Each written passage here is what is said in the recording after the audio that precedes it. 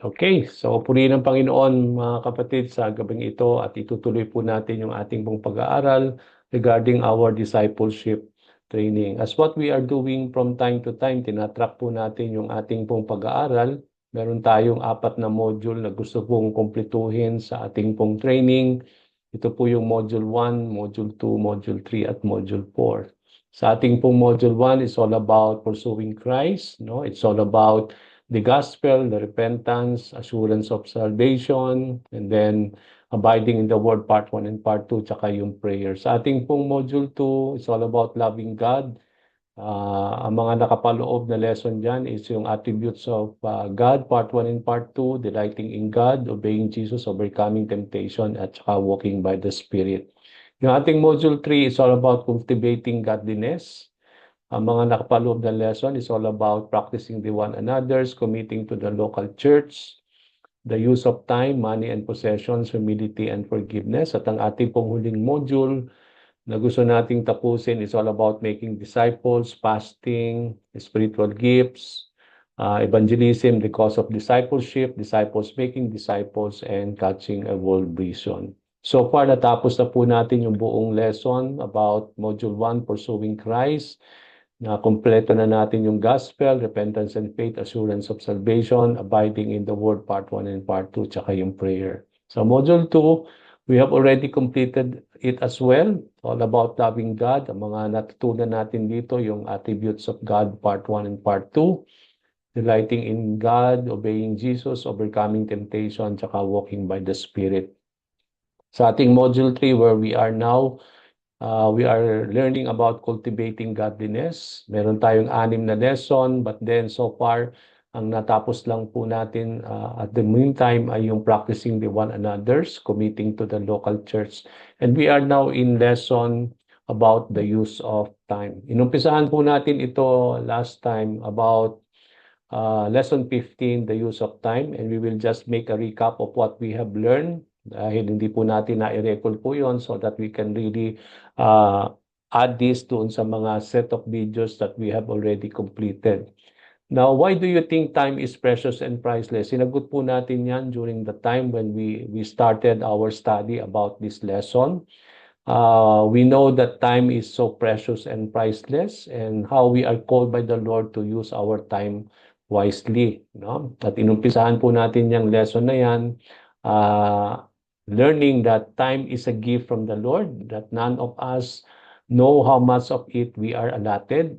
Although, alam natin mga kapatid na although binigyan tayo ng oras ng ating Panginoon, but then alam natin, hindi natin alam kung ano yung time that has been allotted to us by the Lord. Kaya we should always treat time as a gift from the Lord. And because we don't know what time has been allotted to us, so kailangan natin po na gamitin yung ating oras, especially to be wise in using our time, but also to use our time in the ways that will give glory to the Lord. No? Na-discuss natin yan na lahat ng ating gagawin patungkol sa oras na ibinibigay sa atin ng ating Panginoon is that gugugulin natin yung mga oras na yan sa pagtupad, hindi lamang sa kalooban ng Panginoon, kundi sa lahat ng mga bagay na magbibigay kaluguran sa ating Panginoon. So we strive to use our time wisely and in line with God's guidance. So since that we are allotted time by the Lord, so how important it is mga kapatid that we should know how to use time, and at the same time, we need to be guided by the Lord, no, in all the things that we want to achieve in our lives as believers in the Lord, no, so that we are able to use our time the way God wants us to use it, no. So kailangan natin ng guidance from the Lord so that we are able to use time wisely. Okay, another thing that we have learned so far is that time is not infinite. No, so ibig sabihin, hindi siya walang katapusan, but we know that time is a limited gift from the Lord, no? And also we are able to understand that not only time is not infinite, but at the same time, time is valuable, no? So kailangan nating pahalagahan ang bawat oras na ibinibigay sa atin ng Panginoon because our time on earth is limited. It follows that time is valuable. Another thing that we have learned last time is that time is to be used intentionally. Gagamitin natin to, mga kapatid, intentionally. And God is calling us to use our short, valuable time in wise and intentional ways in line with God's purpose for us. So, ibig sabihin, gagamitin natin ang bawat oras sa pagtupad ng mga hangarin at mga layunin ng Panginoon sa buhay natin. And how important it is that we need to use our short, valuable time and how we need to be wise and intentional in utilizing those time that the Lord has given us. Okay? Now, I think that we just go back again to this.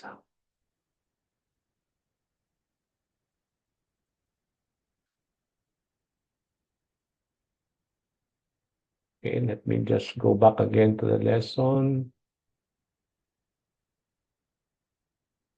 Okay. So God is calling us to not to squander the gift of time, but to recognize its limit and value and be deliberate in how we use it. No? Kaya nga tinatawag tayo ng Panginoon that hindi natin sasayangin yung oras na ibinibigay sa atin ng Panginoon, but we need to recognize yung limited time at yung value ng time na ibinibigay sa atin so that we are able to use it the way God wants us to utilize them. If you are going to mature into a godly and faithful disciple, since we are all disciples of Jesus Christ, so kailangan natin talaga na maging good stewards of all the things that God is doing, is giving unto us, no? That we must learn to discipline our use of time for the glory of the Lord. Okay?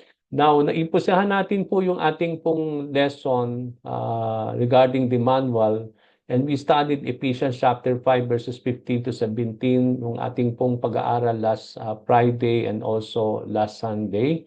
Now, dito sa Ephesians 5 verses 15 to 17, napag-aralan natin that God calls us to redeem our time. Pag sinabi nating redeem our time, it means to buy it back or to regain possession of it. Na-explain ko nga sa inyo last time nung mga panahon na hindi pa tayo nakakakilala sa Panginoon, no?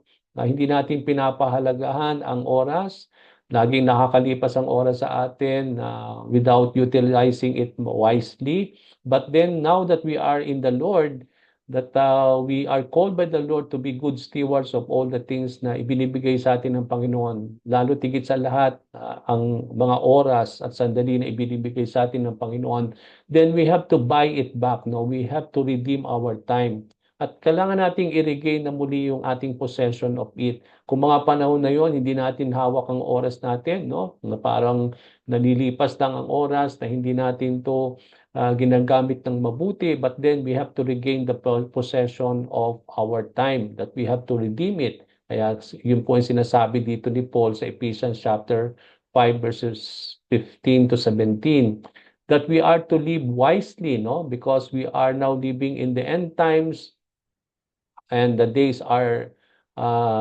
evil. Kailangan natin na we need to be careful how to live. Kaya nga, when we are called to live, it means to say, nakapaloob na dyan yung oras na ibinibigay sa atin ng Panginoon, na hindi natin sasayangin yung bawat oras na ibinibigay sa atin, because God wants us to live in a constant awareness of time and make the most of what we have. So, ibig sabihin, hindi natin dinidelay yung mga bagay, mga opportunities na ibinibigay sa atin ng Panginoon, so that bawat oras na ibinibigay sa atin, gagamitin natin yan para tuparin yung mga bagay na ino-open ng Panginoon sa buhay natin, especially how we may able to make most of what we have, no? Hindi natin dinidelay po yung mga bagay na dapat po natin gawin kasi sabi nga natin last time, no, it may be too late for us to do all those things, no? We will be characterized as wise, having wisdom if we use if we use life wisely, no? Making the most of our time is doing the will of the Lord. So, it was equated na sabi nga natin na kapag tayo tumutupad sa when we are using our time, no? It means to say it is somehow we are doing the will of the Lord, no? Dahil alam natin kung gagamitin natin ng oras sa lahat ng mga magagandang bagay at sa pagtupad sa kalooban ng Panginoon, alam natin mga kapatid, yan ay part ng kalooban ng Panginoon sa buhay natin. Okay? So God is calling us to not to squander the gift of can, but recognize its limit. Sabi natin, if you're dapat maging mature tayo bilang believers of the Lord in doing all these things. Okay? Now let's go now to Ephesians chapter so sorry about that. It should be James chapter 4 verse 14. Now, ang tanong natin po dito, what does James compare our lives to? Saan ikinumpara ni Santiago ang ating mga buhay? At dapat din alamin natin dito sa verse na ito, when we are unsure how long we will have something, no? Kung hindi natin alam kung ano yung mga gaano katagal na magkakaroon tayo ng pagkakataon, no? To have all these things, yung ating spouse, yung job, yung home, etc.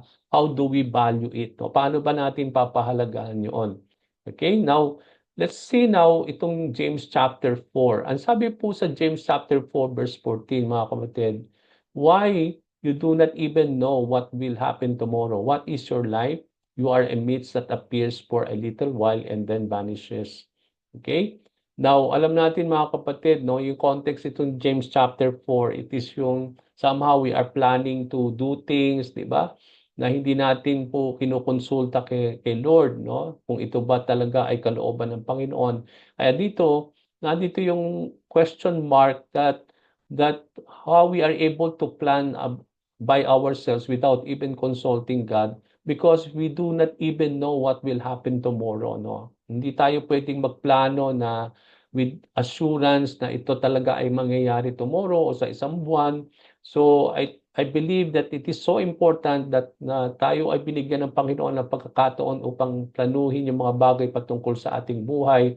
But then how important it is to plan with the Lord, no? Yung talagang sabi nga natin, hindi pa man tayo hinuhubog pa tayo sa sinapupunan ng ating ina, alam na ng Panginoon ang lahat ng mga bagay patungkol sa ating buhay, no? Itinakda na ng Panginoon yung mga bagay na ating gagawin at gagampanan at napaka-importante na yung bawat oras, bawat saglit ng ating buhay ay gugugulin natin sa pagtupad doon sa mga bagay na inihanda na ng Panginoon noong una pa man.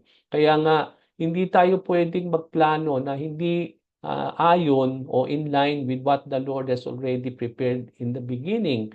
Kaya napaka-importante na lahat ng mga plano natin, although hindi naman natin alam kung talaga matutupad yun o yun, but we have to submit all those plano. Wala tayong, hindi natin pwedeng ituring na talagang kung ano man yung mga binabalak natin, ito po ay talagang mangyayari because we don't know even know if by that time na gusto nating gawin yung mga bagay na yon ay nandito pa tayo dito sa lupa at meron pa tayong buhay, no?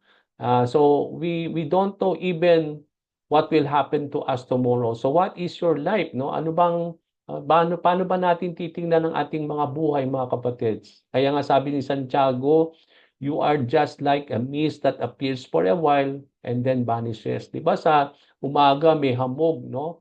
At makikita natin panandalian lang yung hamog na yon when the sun will start now to rise, no? Unti-unti itong magbabanis, no? And that is what life is all about, no? Yung brevity of life na sabi nga natin napakaiksi ng buhay natin, mga kapatid.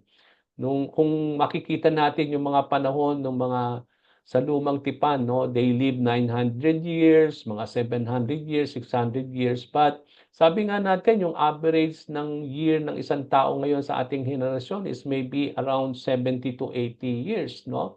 At kung makikita natin nito, minsan hindi pa nga nakakarating na ang isang tao sa ganung klaseng edad, no? At may mga mga maaga or medyo may bata pa ay binabawian na ng buhay. So we can see here that life itself is just like a mist, no? It is just for a while, but it can easily vanishes away.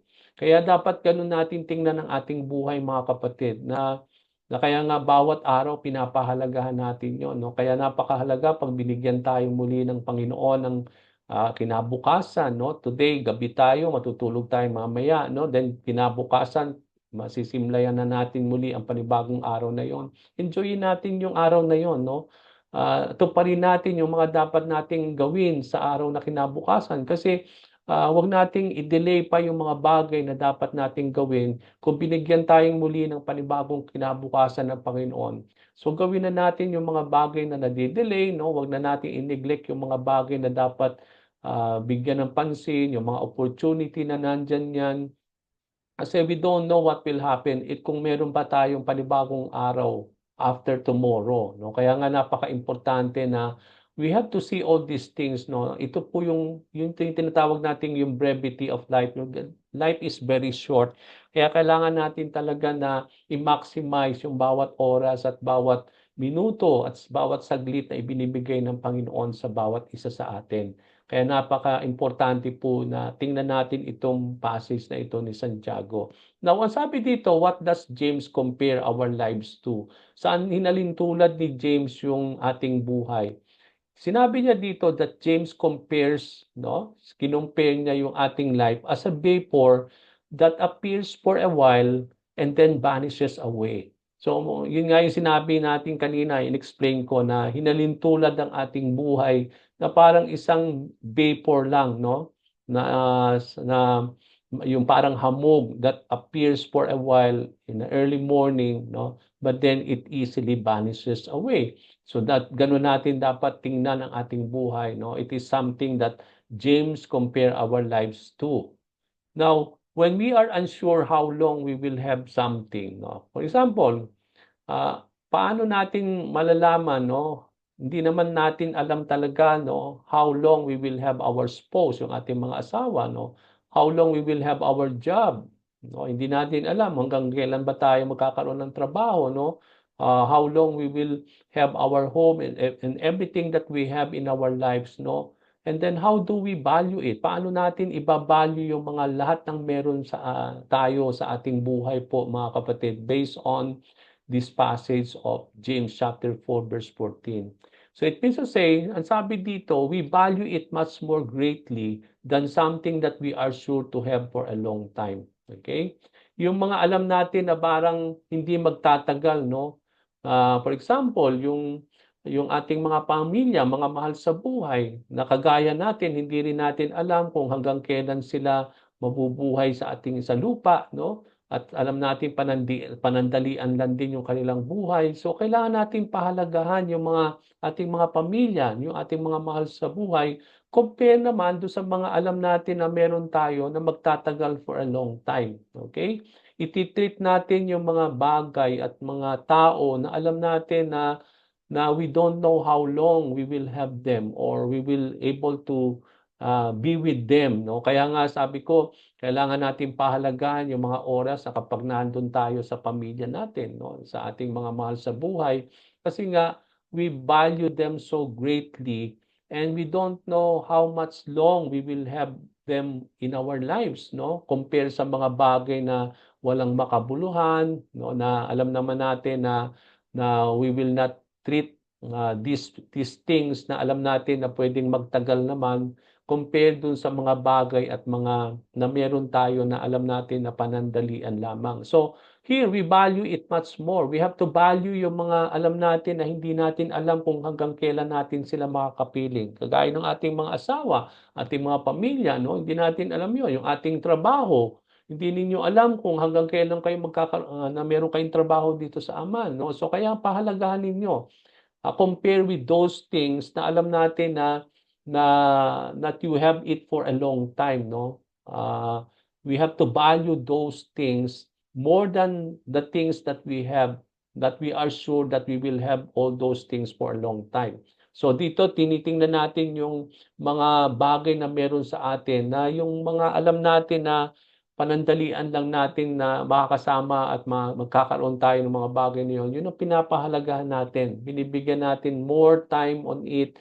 Compare naman dun sa mga bagay na meron tayo na talagang alam natin na magtatagal yon compare with those things na alam natin na panandalian lamang.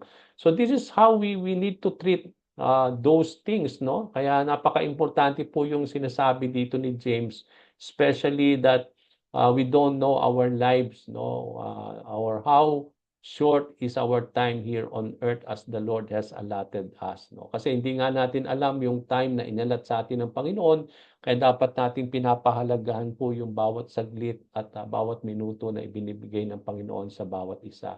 Okay? Now, let's go to question number 3. No? Sorry for that, I have not removed itong Ephesians, no? But then so 1 Peter chapter 1 verse 17.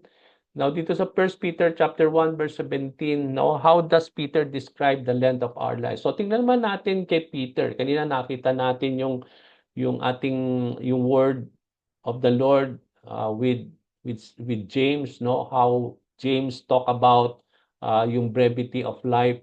Pero dito naman kay Peter, tingnan natin yung sinasabi niya, no, sa 1 Peter chapter 1 from verse 17.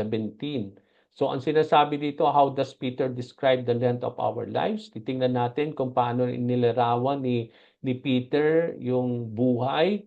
At isa sa mga question din na dapat nating matutunan at alamin sa passage na ito, how are we to live out the length of our lives? Paano natin mamumuhay o paano natin gagamitin yung mga sandali na yan, no, of our lives? And as what Jonathan Edwards wrote, sabi nga dito, that time is precious because a happy or miserable eternity depends on the improvement of it. So ibig sabihin, yung mga mangyayari in eternity, no, it depends on how we will able to use our time today, no. Yun nga, sabi nga natin dito, yung meron itong effect sa mga mangyayari sa atin sa mga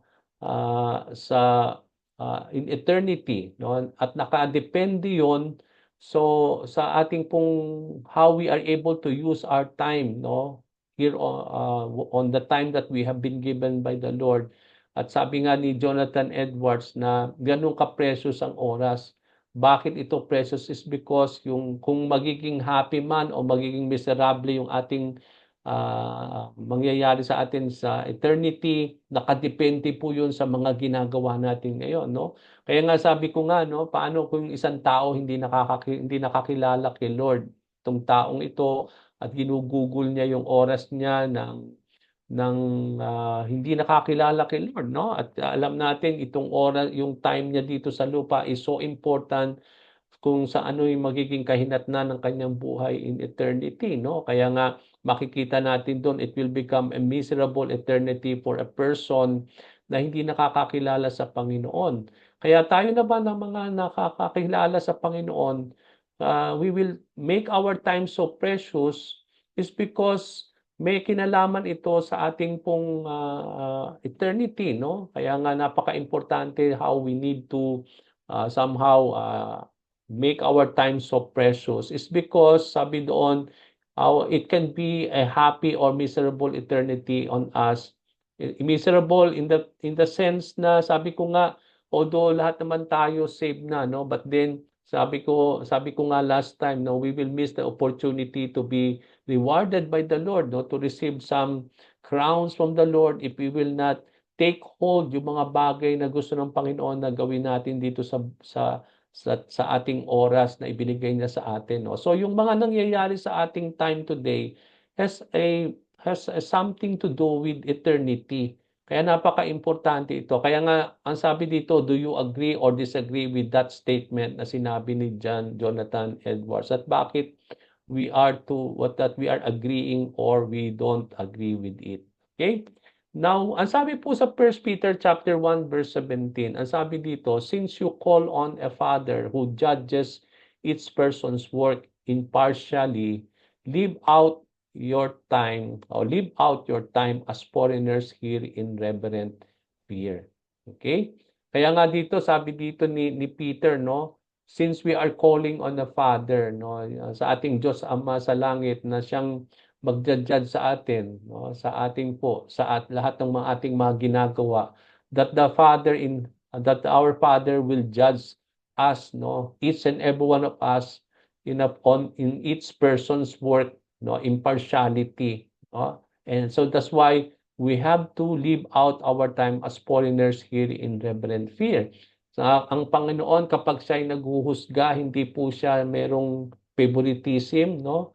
Hindi siya na may partiality siya, no? Ibig sabihin, pantay-pantay tayo sa mata ng Panginoon, na kaya bawat isa sa atin haharap sa Panginoon, mag-a-account tayo sa lahat ng ating ginagawa. Kaya kapag tayo'y haharap sa ating Panginoon to give our account, no? Hindi dahil favorite tayo ng Panginoon or He's showing partiality sa kanyang mga sa the way He will judge us on how we have lived here on earth.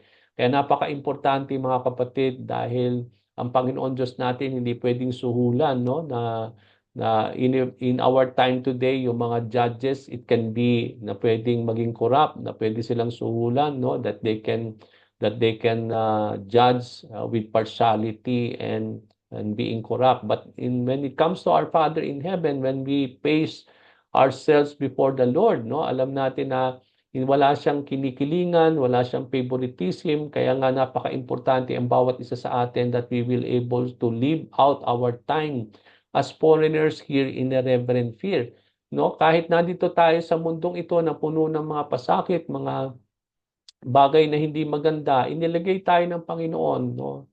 Till the time that we will be in the presence of the Lord.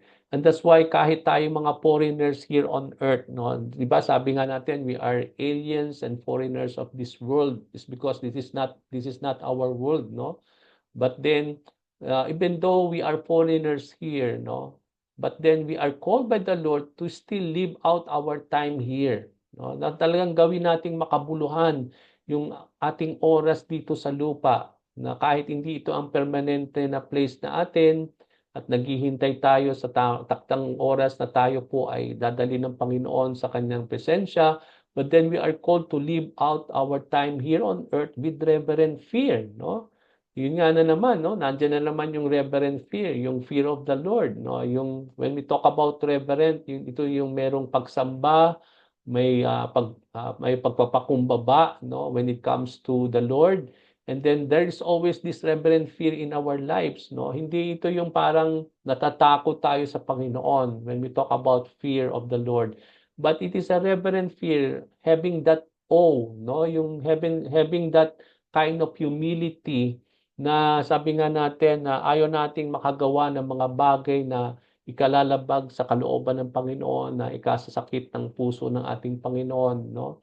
But then that is how we need to be careful on how we live, no? So that we will not do things that will give disgrace to the Lord, no? Yung talagang hindi siya we will not be put into disgrace, but at the same time, we are to live our time here with reverent fear. No? Napaka-importante yun. Sabi nga natin, to be wise, no? The fear of the Lord is the beginning of wisdom. No? Kailangan natin yung reverent fear, yung fear of the Lord, so that we are able to live wisely. We are able to live according to the will of the Lord. No? Kailangan natin yung fear of the Lord. Ito yung susi that we are able to live rightfully, that we are able to live according to the will of the Lord, and that is how we need to be, how we are to live wisely, no?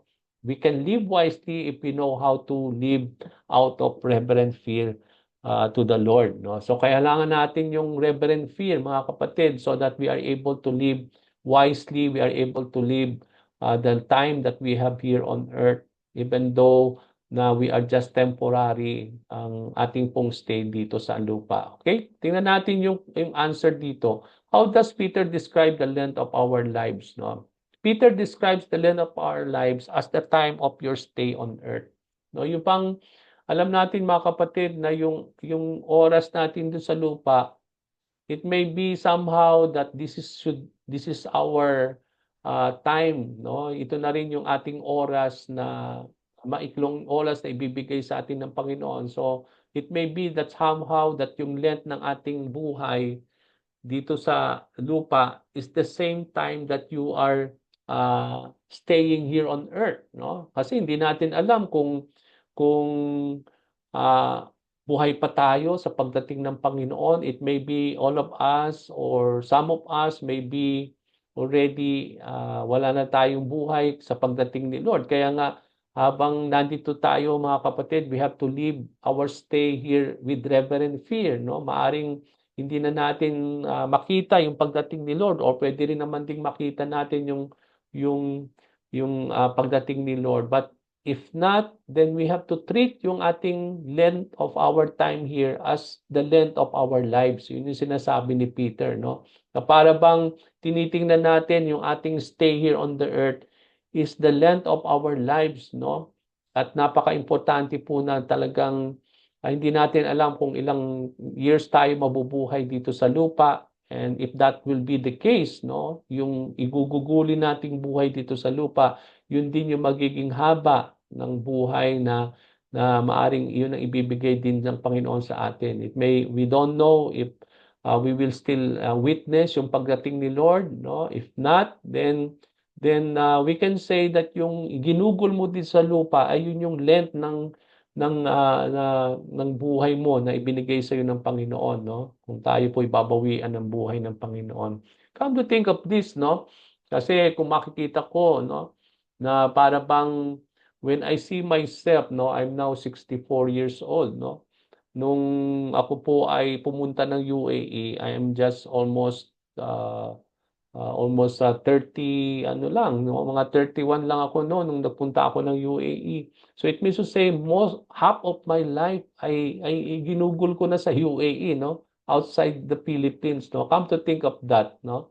Kaya nga kung makikita natin dito, no, na we don't know how much time, no, na we have with the Lord, but if we will try to see most of our lives, no, ginugol natin ito nandito tayo sa ibang bansa, nagtatrabaho, no? That's why, ano man yung ating ginagawa, mga kapatid, gawin natin makabuluhan po yung ating mga ginagawa, no? At the same time, we have to cherish all the time that the Lord is giving us, dahil alam natin, mga kapatid, maikli po yung oras natin dito sa lupa, at maari yung guguguli natin sa lupa ay maybe na yun din yung length ng ating buhay na ibinigay sa atin ng ating Panginoon. No, so how are we to live out the length of our lives? Paano natin mamumuhay kung ano man yung haba na ibinigay sa atin ng ating Panginoon? Sabi doon nga, we are to live it with the fear of the Lord, with reverent fear. We are to live out the length of our lives in the fear of the Lord. Yung magkaroon tayo ng takot sa Panginoon. Kasi sabi ko nga, the fear of the Lord is the beginning of wisdom, and that wisdom is so important to be wise in our living, no? Pagka hindi tayo magkakaroon ng wisdom to be wise sa ating pamumuhay kung wala yung fear of the Lord. Yun yung susi, mga kapatid, for us to live wisely here on earth. Para maging wise tayo sa paggamit ng oras na ibinibigay ng Panginoon, kailangan natin na magkaroon yung fear of the Lord, yung reverent fear that magmumula sa ating Panginoon. Kaya napaka-importante po yung fear of the Lord. Yan yung kailangan nating magkaroon lagi. No? Kasi kapag nawalan tayo ng fear of the Lord, yung reverent fear, then I believe we will miss a lot, mga kapatid, in our lives as believers in the Lord. Okay? Now, Jonathan Edwards, sabi nga natin, time is precious because a happy or miserable eternity depends on improvement in it. Do we agree on it or we disagree sa kanyang sinabi dito sa kanyang statement? At bakit tayo mag-agree o hindi? Sa ating manual, sabi doon, I agree. No? We agree because our future eternal state is dependent on what we do in our time in this life. Yung nga sinasabi ko sa inyo, no? Yung ating eternal state na mangyayari after our lives, no? Kunyari, binawian ka ng buhay. Yung life after that death, nakasalala yon sa iyong pamumuhay ngayon. Okay? Kaya nga sinasabi ko sa inyo kanina, for example, kung isang tao, wala siyang Kristo sa buhay niya, ginugol niya yung buhay niya na parang hindi siya walang pakundangan, hindi siya nakakilala kay Lord, marami siyang nasayang mga oras, opportunity na bagamat nandun na nakakilala siya sa Diyos, but then wala siyang Kristo, hindi siya sumampalataya sa Panginoon. But then kapag binawian yung taong yon, no, kahit anong man ang naging haba ng buhay niya, may bearing yung sa kanyang magiging future eternal state. At alam natin ang kanyang magiging eternal state is that it will be a miserable eternal state. It's because kung wala sa Kristo, then alam na natin ang patutunguhan niya, no? Kaya nga, yung ating time here on earth is very important, mga kapatid. May kinalaman yan sa ating eternal state, mga kapatid, after we die. Kaya nga, although we know that we have eternal life already, mga kapatid, but then, hindi tayo magiging complacent sa ganun, no? Hindi tayo magiging parang relax na lang knowing that we are already saved and we have eternal life. But still, we want to continue, no, with steadfastness, with zealousness, yung lahat ng mga bagay na patungkol sa atin bilang Kristiyano, bilang mananampalataya ng ating Panginoon. Especially to continue to have that fear of the Lord, to have that reverent fear in our lives, no? Para patuloy tayong makapamuhay ng wisely sa mga oras na gugugulin natin dito sa lupa. Kaya may bearing talaga, no? May kinalaman yung ating future eternal state. Pag sinabi nating eternal life, hindi lang eternal life, pag sinabi nating eternal life, dalawang ibig sabihin niyan. Eternal life in heaven or eternal life in hell. Okay? It can be hell or heaven yan, mga kapatid. So it can be, kaya pwede tayong yung eternal life na mangyayari sa isang tao, it can be yung eternal life in heaven, in the presence of the Lord, or it can be eternal life, no, having that punishment o eternal punishment na nakalaan sa mga taong hindi namuhay ng tama at hindi sumampalataya sa ating Panginoon. Kaya yung ating time here is so important, mga kapatid, no? Kaya napaka-importante yung gugulin natin yung oras na ito kasi may kinalaman yan sa ating magiging buhay after we die, mga kapatid. Kaya we don't want to just simply time to pass without making it so worth na papahalaga natin yon at talagang gagamitin natin talaga ng maayos at na may makabuluhan at makasaysayan, mga kapatid, no? Kaya nga sabi ko nga nung last preaching natin nung Friday, no, nung Sunday, na life will not become worthy if we will not do the things that God wants us to do in our short time here on earth. Yun nga yung nga sinabi ni Paul, no, my life will not be worth if I will not finish the race or I will not really complete the task that God has given me, and that is to testify the God's grace, no? Sabi ni Paul, ganun din tayo, mga kapatid. That life will not be worthy of anything if we are not doing the will of the Lord, no? Kaya nga lahat ng oras na binibigay sa atin ng Panginoon is that we utilize our time to accomplish the will of the Lord, no? Yung mga bagay na gusto niyang gawin sa buhay natin, no? Hindi natin sinasayang yung mga pagkakataon na yan because it may be too late for us to do all those things in our lives, no? So we agree on this statement with Jonathan Edward na yung ating pong time here on earth has something to do with our future eternal state after we die, no? After we have been kung matapos na yung ating pong buhay dito o yung oras at taon na ibinigay sa atin ng ating Panginoon. Okay? Now, there are many things that if we lose, we will still get back. Ano yung mga bagay na yun? Di ba yung house natin, no? Pwedeng Puwedeng yang masunog o puwedeng masira, no? Yung may puwedeng mawalan man tayo ng trabaho, puwede tayong magkaroon uli ng trabaho, no? Yung mga blessing, no? Sinabi diyan sa manual ninyo, yung fortune o yung mga blessing na ibinibigay ng Panginoon. Although we lose all these things, we may still get all these things. So is that true with our time, no? How should that affect our estimation of time? No, yung meron tayong mga bagay na yan puwedeng yang mapalitan. Pero kapag dating sa oras, no, how true is that when it comes to our time? So, puwede ba nating balikan yung on o magkaroon tayong muli ng ganoon? No? How should that affect our estimation of our time? Sabi dito, no, once time has passed, we can never get it back. We are not to waste our time. Alam natin, mga kapatid, na we cannot really sabi nga natin, we cannot bring back again what has been lost, especially in when it comes to our time, no? Yung mga bagay na nawala sa atin, pwedeng magkaroon tayo muli niya, no? Yung trabaho o yung bahay o yung mga bagay na meron tayo, no? Although mawala man yan, we can still have it, we can still have them back, no? Kung meron tayong pagkakataon o meron tayong ng mga bagay na pwede nating gamitin upang magkaroon tayong muli ng mga ganong bagay. Pero yung oras, mga kapatid, we cannot buy it back. Hindi mo siya pwedeng bilhin. Yung bahay, pwede kang bumili uli, no? Pwede kang magkaroon muli ng panibagong trabaho. But then yung mga bagay na mawawala, no? Especially when we are not using our time so wisely, we cannot really bring it back. And even we cannot pay out of it. Kaya nga priceless siya, no? Kahit may pera ka, hindi mo pwedeng bilhin upang ibalik ka muli doon sa mga bagay na meron na nawala sa atin ng mga panahon na yon. So it is so priceless and it is so precious. That's why we value it kapag sinabi nating precious, binavalue natin yan. Parang kayamanan, di ba? Pag ang kayamanan, we treat ang mga kayamanan precious, kaya iniingatan natin, binavalue natin yon.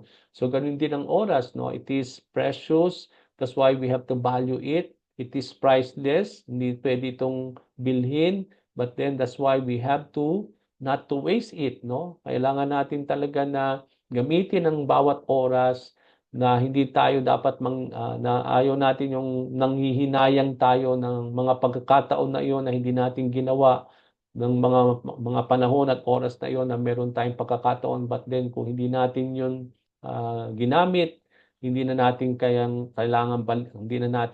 uling balikan yung mga bagay na yon. Yung na-miss na natin yung mga magandang bagay na dapat sana ay ginawa natin yon at itatamasahin natin ngayon. But then kung dahil hindi natin ginawa, then hindi natin tinamasa yung mga bagay na dapat nating nakamtan kung yun ay ginampanan natin ng mga oras at panahon na yon. Okay? Now, so that is something that we need to see there. So, Psalm 90 verse 10 to 12, no? Tingnan natin ito. Sabi dito, from here we will end. So, tingnan natin ito. How does the psalmist describe the length of our lives in verse 10? So, paano naman tingnan natin ngayon? Kanina nakita natin kay Santiago, nakita natin yung what life is all about based on Peter. Then tingnan naman natin sa Book of Psalm, no? Sa mga awit. Tingnan natin paano inilarawan ang buhay when we talk about the Book of Psalm in Psalm 90 verse 10 to 12. And then ang isa sa mga dapat din nating alamin sa verse na ito, does the psalmist view this as a long or a short time? Paano inilalarawan ng psalmist ang buhay? No, how does he see life? Is he looking unto the length of our lives long or short? No, what is the text leads you to that conclusion? No, ano yung text na magdadala sa atin para masabi natin yung mga yun? So another question that we need to ask dito sa verse na ito, mga kapatid, what should we do in light of the brevity of life? Kasi sinabi nating brevity, yung shortness. Ang word na brevity, ang meaning niyan, yung short, very short. Yung shortness of life, yung parang maiksi ang buhay, yun ang ibig sabihin ng brevity of life, no? So what should we do in the light of the brevity of life on verse 12? Okay, tingnan nga natin itong and then another question here, when a commodity of something is scarce, no? Gaya ng mga rubies, yung mga gold, diamonds, and food, etc. How does our valuation of it change? Paano ito makakabago on how we value them? No? And then, another question that we need to ask, mga kapatid, how then should we value the time we have upon this earth? Okay? Now, ang sabi po sa Psalm 90 verse 10 to 12, dito tayo magtatapos. After this, we will pray, no? As we answer this question based on this passage. Ang sabi po sa Psalm 90 verse 10 to 12, our days may come to 70 years or 80. Yun nga sinasabi ko, no? Sa ating generation ngayon, just like the psalmist see life, ang average na year ng isang tao ngayon, no, is only 70 to 80 years.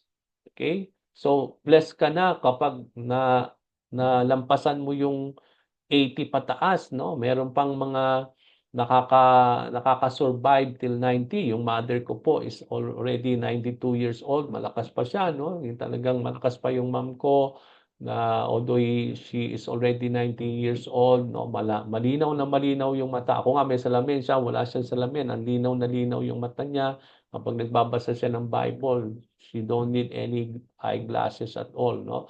So makita natin dito na talagang blessed na ang isang tao kapag na-exceed na niya yung 80 years old, no? But then yung average makita natin dito 70 to 80, okay?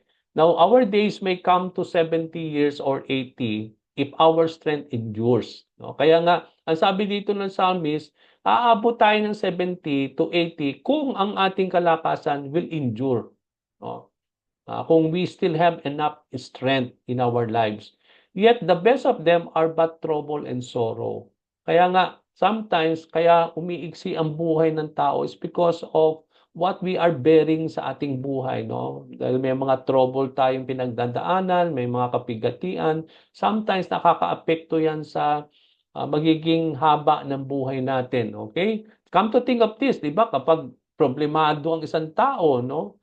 Magiging stress lagi siya. So, yung stress nakakadala na yan ng sakit, no? Kaya nga kapag lagi tayong stress, no, lagi tayong pagod and everything, sometimes may bearing yan sa magiging haba ng buhay natin, no? Magkakaroon ka ng sakit and then kapag nagkaroon ka ng sakit, no, lagi kang stressful and sa mga pinagdadaanan mo, yung mga kapigatian, sometimes umiikli talaga ang buhay ng tao. No, that's why we need endurance so para mapagdaanan natin itong mga trouble and sorrow na ito sa buhay natin. And it depends kung meron kayong endurance, maaaring magtatagal tayo to 70 to 80. But if not, we will not able to endure yung mga trouble and sorrow natin. Then we will not able to reach even 70 years old, no? For they quickly pass dito, sabi nga ni Psalmist, and we fly away. No, yung para bang napakaikli ng buhay sa mga dinadanas natin dito sa lupa sa ating pong buhay, no? Na somehow kahit ito yung average, maaring hindi pa rin tayo umabot sa average kung hindi tayo ma-strengthen o ma-endure sa mga pinagdadaanan natin. At yan ang sinasabi dito sa Psalm 90 verse 10 to 12. No? If only we knew the power of your anger, sabi ng psalmist, no? Your wrath is as great as the fear that is your due. Teach us to number our days that we may gain a heart of wisdom. So dito, makita natin dito, yung sinasabi natin dito that we are to be taught how to redeem our time, no? To teach us to number our days, no? Yung pahalagahan natin yung maikling oras at araw at taon na meron tayo, mga kapatid. Kasi hindi ganun kadali na mag-reach tayo ng ganung year, no? Kaya kasi sabi nga natin sa dami ng dinagdadaanan natin, that's why napaka-importante po na we know how to redeem our time. We have to be taught. Kailangan nating matutunan how to number our days so that when we may able to gain that heart of wisdom. Yun nga, yung magkaroon tayo ng wisdom, how to live the short time that we have been given by the Lord. Okay? Now, tingnan natin yung answer dito. How does the psalmist describe the length of our lives? The psalmist described the length of our lives 70 or 80 years. Ito na nga yung average sa sinasabi natin, the Bible says, no? Kaya nga, we are blessed already if we reach between these years or we be able to exceed these years na ibinigay dito, na sinabi dito ng psalmist sa Psalm 90. Okay? So yun po yung length, yung para bang doon niya nakikita yung length ng isang buhay ng isang tao between 70 to 80 years. So how does the psalmist view this as a long or short? Ito bang pag na-reach ba natin yung 70 or 80, it can be considered long time already or a short time. So what in the text leads you to that conclusion? So ang sabi dito, it is a short time. He says, soon it is gone. Yung para bang maituturing na yung 70 or 80 years, although sa atin parang okay na yun sa atin, no? But then, the psalmist considers still this as a very short time. No? Dahil dun sa sinabi niya that soon it is gone. Yung it easily fly away. Sabi nga dun sa verse, di ba? It flies away. Na napakadali yung mga panahon na yan, no? Kahit yung hindi ganun katagal ang 70 to 80 years, hindi ganyan katagal yan. So maaring napakadali. Titingnan natin, di ba? Ang bilis ng oras, mga kapatid, no? Come to think of this, no, na para bang kagigising lang natin kanina and then magdamag gabi na naman, no? So nakalipas na naman yung isang araw. So ganun kapilis, no? Kaya kung makikita natin yung 70 to 80 years, hindi ito very long years. It can be just a very short year or a short time to us because it can easily fly away. Yung bawat araw na yan, yung bawat buwan, it can easily fly away. And that is what the psalmist says, okay? Kaya hindi na sa atin, okay na yan, no? Parang matagal na yan sa atin, parang enough na yan. Kasi yan yung average. Pero kung titingnan natin, hindi yan talagang long time. If we will try to consider it, it is just a very short time because that time can easily fly away. Okay? So should we do in light of the brevity? Dahil maiksi ang oras ng time natin, no? Dahil madaling makalipas ang oras at sa bawat sandali sa atin, no? We should pray God would teach us. And that's the time that we need to seek the Lord. Ano yung isisik natin, ipapray natin kay God? Naturuan tayo ng Panginoon to number our days. Pag sinabi natin to number our days, is to utilize it wisely. Yun ang ibig sabihin nun. Na wala tayong sasayangin na oras bawat araw dahil madali nga lumipas ang oras at sandali, no? Kaya we have to number those times and days na madaling lumipas, that we will continuously utilize them wisely so that we would present to Him a heart of wisdom. No? Yung para bang turuan tayo ng Panginoon to number our days. Bakit natin kailangan na magkaroon ng karunungan to number our days? So that we would present to Him a heart of wisdom. Yung talagang pwede nating masabi na although maikling oras lang yung 70 o 80, pero ginugol natin yung 70 years na ibibigay sa atin, kung yun man ibibigay sa atin, or 80 years na ibigay sa ating Panginoon, pwede nating sabihin sa Panginoon na yung 80 years na yon ay punong-puno na makapaysayang at makabuluhang time na ibinigay sa atin ng Panginoon when we are accounting our selves before the Lord, no? I-account natin ano yung ginawa natin for 80 years, for 70 years, that we are able to present it na talagang na dahil tinuruan tayo ng Panginoon upang gugulin ang bawat sandali at araw. Ibig sabihin, pag tayo magpe-present na kay Lord, maipe-present natin yung 70 years natin or 75 years or 80 years natin na talagang namuhay tayo ng tama because we have been given a heart of wisdom. No? Kaya napaka-importante na we need to be taught by the Lord on how to use our time, no? Paano natin gagamitin yung bawat sandali, bawat araw na ibibinibigay sa atin ng Panginoon, mga kapatid. Kasi napaka-importante yan, no? Kasi sabi nga ni Peter, no, may kinalaman yan sa ating eternal state. Okay? Now, last few questions and then we pray. When a commodity of something is scarce, no, yung mga rubies, gold, diamonds, food, how does our valuation of it change, no? We value it much more greatly. Yung pwedeng, di ba yung mga rubies, gold, pinapahalagahan natin yan. These are precious thing, no? Kaya pinapahalagan na natin yan ng we value it much more greatly, no? Kaya nga, how does our valuation of it change, no? Kaya kailangan natin na talagang we have to treat it, we have to value it much more greatly. So how then should we value the time? We should assign it an infinite value. Yung para bang na talagang sabi nga natin dahil maikli lang yung oras natin, no? It is not na talagang sabi nga natin, it is not finite but it is infinite. So kailangan nating pahalagahan talaga, no, yung ating buhay. We have to value the time that we have on this earth. Just like what we value itong mga bagay na ito na meron tayo, no? Itong mga bagay na mga commodity na ibinibigay sa atin ng Panginoon, that we should assign it, that we should always value the time that we have upon this on earth, because it is just a very limited time, and that's because it is limited, we have to value it, no? Kaya nga, sabi natin infinite, and it is valuable. Kaya nga napaka-importante. Kasi kung pangmatagalan, no, at ito ay magiging parang bang it will really for a long time. Sometimes hindi natin binabalyo ng maayos 'yun, no? Kasi hindi natin pinapahalagan kasi mananatili naman siya ng matagal, no? But then yung mga bagay na alam natin hindi magtatagal, yun ang lagi nating we are more valuing those things, no, compared to sa mga bagay na talagang magtatagal naman for a long time.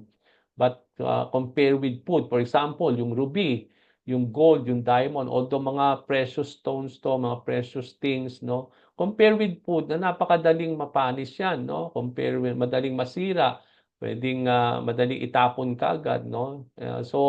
Makikita natin dito na talagang yung lahat ng mga bagay na meron tayo, merong mga panandalian lamang, meron namang yung pang manghabang buhay, na din kaya nga we have to treat those things na maikli lang, we have to value them so greatly, at alam natin na isa sa mga meron tayo na napakaikli lang ay yung oras.